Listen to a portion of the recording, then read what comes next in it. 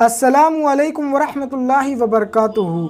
दोस्तों, कहा जाता है कि चाहे कितनी भी औलादें हों, लेकिन माँ बाप अपनी औलादों को शहज़ादों की तरह पालते हैं। लेकिन सारे बच्चे मिलकर भी अपने वालिदैन को नहीं पाल पाते, बल्कि बुढ़ापे में उनके ऊपर जुल्म करते हैं। दोस्तों, आज हम आप सभी को एक बूढ़े बाप और बंदर का बड़ा ही दर्दनाक वाक़या सुनाने वाले हैं, जिसे सुनकर हो सकता है कि आपकी आंखों में भी आंसू आ जाए। इसीलिए मैं आप सभी से एक छोटी सी गुजारिश करूँगा कि इस वीडियो को आखिर तक देखें। पुराने ज़माने की बात है कि एक इंसान दो बेटों का बाप था। उसने अपने बेटों के लिए बेशुमार कुर्बानियाँ दी, और वैसे भी माँ बाप तो कभी ये नहीं जताते कि वो अपनी औलादों के लिए किस किस चीज़ की कुर्बानियाँ देते हैं। दोस्तों, वो आदमी बेहद ही गरीब था, लेकिन अपने बच्चों को किसी चीज़ की कमी महसूस नहीं होने देता था। यहाँ तक कि उस शख्स ने कभी भी अपने बच्चों को माँ की कमी महसूस नहीं होने दी, क्योंकि उसकी बीवी बहुत पहले ही दुनिया फ़ानी को छोड़कर रुखसत हो चुकी थी। बेटे बहुत छोटे थे जब उनकी माँ का इंतकाल हुआ था। दोस्तों, मैं आप सभी को बता दूं कि ये जो शख्स था, ये बड़ा ही रहम दिल था। जब एक दिन वो मेहनत मजदूरी करने के लिए जा रहा था, तो रास्ते में ही उसे एक जख्मी हालत में बंदर का छोटा सा बच्चा नजर आया। वो बंदर का बच्चा तकरीबन मरने ही वाला था।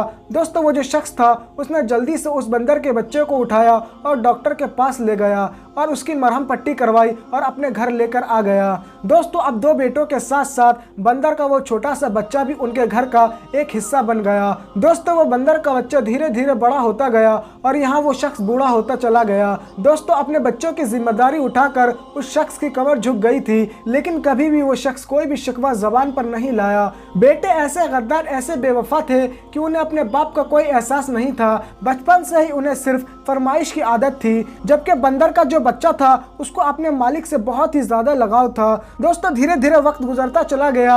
अब उस शख्स के जो बच्चे थे, वो जवान हो चुके थे। बाप ने उन्हें पढ़ा लिखा कर इतना काबिल कर दिया था कि वो अपने अब पैरों पर खड़े हो चुके थे। अब उनकी शादियां भी हो चुकी थी। दोस्तों, जब उनकी शादी हुई तो उन्हें ये घर छोटा लगने लगा। बंदर का वो जो बच्चा था, अब वो भी बड़ा हो चुका था। वो देखता था कि मेरे मालिक के साथ उसके बेटे कैसा सलूक करते हैं, और वो बेजुबान जानवर अपने दिल में बहुत ज्यादा गम महसूस करता था।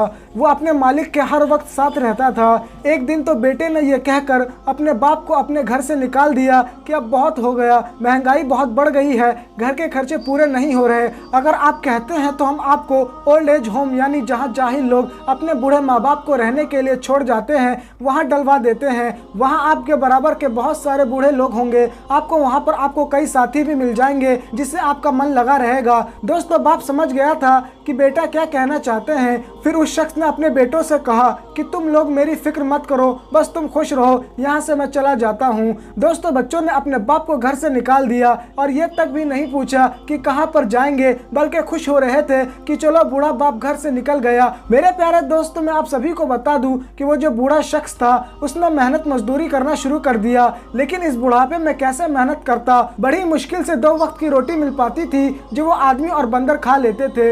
लेकिन एक दिन बुढ़ापे और कमजोरी की वजह से वो बूढ़ा शख्स जमीन पर गिर गया। उसकी वजह से उसके पैरों में चोट भी आ गई। फिर वो पेड़ के नीचे थक कर बैठ गया और रोने लगा और कहने लगा, या अल्लाह, किसी के सामने हाथ नहीं फैलाना चाहता हूँ, भिखारी नहीं बनना चाहता हूँ। उम्र भर मैंने मेहनत मजदूरी करके हलाल रोजी कमाई है। फिर रोते हुए वो अपने बंदर को देखने लगा। ऐसा लग रहा था कि वो बंदर उसके दिल की बात समझ रहा है। दोस्तों, अब उस बूढ़े शख्स के आंखों की रोशनी भी धीरे धीरे करके चली गई और वो शख्स अब अंधा हो गया। लेकिन उस बंदर ने उस बूढ़े शख्स के साथ बेवफाई नहीं की। चाहता तो अपने मालिक को वहीं छोड़कर चला जाता, लेकिन उसे अपने मालिक का एक एक एहसान याद था। वो बंदर उसकी लाठी बन गया, उसको सड़क पार करवाता, कहीं भी जाना होता तो वो अपने मालिक को ले जाता। दोस्तों, उस बंदर को उस बूढ़े आदमी ने बहुत सारे करतब सिखाए हुए थे। ऐसा लगता था कि वो बंदर किसी सर्कस का माहिर जानवर हो। उस बंदर ने यही हरकतें करना शुरू कर दी। लोग जो करीब से गुजर रहे होते तो वो बंदर के करतब को देखकर हंसने लगते, और वो उस बंदर को पैसा भी दिया करते थे। और यूं बंदर से खुश होकर हर कोई गुजरने वाला उसे पैसे देने लगा। जो पैसे भी बंदर को मिलते, वो सारे पैसे वो बंदर अपने मालिक को ला कर दे दिया करता था। अब इस तरीके से वो बंदर और बूढ़ा शख्स 2 वक्त की रोटी खा पाते थे, रहने का ठिकाना भी मिल जाता था। वो बंदर बहुत ही ज्यादा ज़हीन था, अपने मालिक के दिल की हर बात को समझता था, और मजे की बात तो ये थी कि वो हर करतब को बहुत अच्छी तरीके से दिखाया करता था। पूरे इलाके में उसका नाम मशहूर हो गया कि ये बंदर करतब दिखाने वाला है। दोस्तों, एक दिन की बात है कि उस बंदर पर एक सर्कस के मालिक की नजर पड़ गई। बहुत अच्छे तरीके से वो करतब दिखा रहा था। लोग जमा होकर उसको देख रहे थे और अभी शहर में मेला लगा हुआ था और बहुत बड़ा सर्कस भी वहाँ लगा हुआ था। सर्कस के मालिक ने जब बंदर को इतने बेहतरीन तरीके से अपने हाथ हिलाते हुए उछल कूद करते हुए देखा तो सोचा कि मैं इस बंदर को अपने सर्कस में बाकी जानवरों के साथ शामिल कर लेता हूँ। फिर दोस्तों वो सर्कस का मालिक बूढ़े आदमी के पास आया और कहने लगा कि ये बंदर आपका है। इस बात पर उस बूढ़े शख्स ने कहा, जी हाँ, ये बंदर मेरा ही है, ये हमेशा मेरे ही साथ रहता है, मेरे बुढ़ापे का सहारा है। फिर सर्कस के मालिक ने पूरी बात बताई और कहा कि आप अपने बंदर को मेरे सर्कस में काम करने देंगे, इस चीज का मैं आपको अच्छा मुआवजा दूंगा और आप दोनों को रहने के लिए जगह भी दूंगा। और आप जो ये सड़क पर भटक रहे हैं, कोई ठिकाना आपका नहीं है, अगर आप मुझे बंदर देने को राजी हो जाएंगे तो आपको जगह भी मिल जाएगी। और सिर्फ आपके शहर में ही नहीं बल्कि हम और भी शहरों में जाते हैं और सर्कस लगा कर करतब दिखाते हैं। हमारा सर्कस बहुत ही बड़ा है, सोच लीजिए आपको मैं बहुत अच्छा ऑफर दे रहा हूँ। दोस्तों सर्कस के मालिक की यह बात सुनकर वो जो बूढ़ा शख्स था वो ये बात कहने लगा,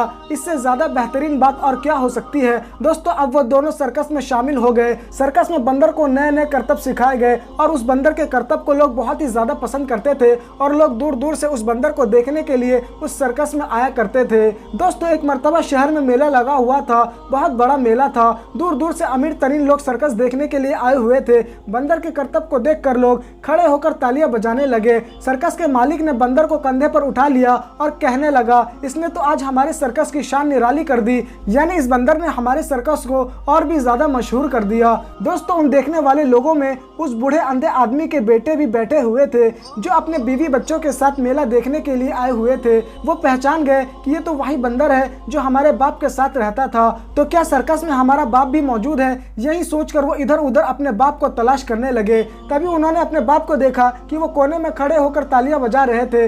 वो लोग अब इस बंदर को यहाँ पर काम करता हुआ देखकर ये कहने लगे, अरे हमने तो मौका हाथ से निकाल दिया, इसको कैसे जाने दिया, अपने बाप को निकाल देते लेकिन इस बंदर को रख लेते तो आज हमारा बहुत ही ज्यादा फायदा होता। फिर जल्दी से उठकर दोनों बेटे अपने बाप के आगे पीछे फिरने लगे। अब्बा जान आप यहाँ पर क्या कर रहे हैं। वो जो बूढ़ा शख्स था अपने बेटों की यह बात सुनकर खामोश था। उस बूढ़े शख्स को वैसे भी नजर नहीं आता था। वो दोनों कहने लगे, अरे आपकी तो आंखें भी चली गई है। फिर वो दोनों बेटे सर्कस के मालिक के पास गए और कहा कि ये बंदर हमारा है। सर्कस का मालिक तो ये जानता ही था। उसने गुस्से से कहा, तुम जैसे गद्दार और नाफरमान बेटे जिन्होंने अपने बूढ़े बाप को घर से धक्के मार कर निकाल दिया, तुम दोनों गद्दार हो। ये बंदर ही उनका असल बेटा है, बल्कि वो जो खड़े हैं तुम्हारे बाप, ये उनका बंदर है। और ये भी सुन लो कि हम इस बंदर को तुम्हारे हवाले नहीं करेंगे, हम यहाँ से बाहर मुल्क जाने वाले हैं और अब ये दोनों वहीं हमारे साथ रहेंगे। तुम लोग यहाँ से दफा हो जाओ। जो तुमने अपने बाप के साथ किया है वही तुम्हारे बच्चे भी तुम्हारे साथ करेंगे। दोस्तों सर्कस के मालिक की यह बात सुनकर वो बेटे अफसोस करते करते वहाँ से चले गए और इस तरह वो बूढ़ा आदमी अपने बंदर के साथ अपनी बच्ची कुची जिंदगी गुजारने लगा। दोस्तों इस वाक्य से बहुत कुछ सीखने को मिलता है। आपने इस कहानी से क्या सीखा हमें कमेंट बॉक्स में जरूर बताएं। तो दोस्तों अगर आपको ये वाक्य पसंद आया है तो इस वीडियो को लाइक करें और इस वाक्य को ज्यादा से ज्यादा शेयर करें। तो दोस्तों आज के लिए बस इतना ही। जब तक के लिए खुदा